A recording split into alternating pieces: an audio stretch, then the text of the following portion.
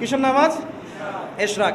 নবীজি বলেছেন কেউ যদি ফজরের নামাজ জামাতে পড়ে তারপরে সালাম ফিরানোর পর ওই জায়গাতেই বসে থাকে এবং জিকির আজগার করতে থাকে, সুবহানাল্লাহ 100 বার পড়লো, আস্তাগফিরুল্লাহ 100 বার পড়লো, ঠিক আছে, লা ইলাহা ইল্লাল্লাহ ওয়াহদাহু লা শারীকা লাহ লাহুল মুলকু ওয়া লাহুল হামদু ওয়া হুয়া আলা কুল্লি শাইইন কাদির, এগুলো পড়লো, তারপরে ধরেন দরুদ শরীফ পড়লো ইত্যাদি, জিকির আজগার শেষ করে সূর্য উঠে যাওয়ার পরে সে যদি 2 রাকাত নামাজ পড়ে, মাত্র 2 রাকাত, সে ফিরে যাবে একটা কবুল হজ, একটা কবুল ওমরার নেকি নিয়ে ফিরবে ইনশাআল্লাহ।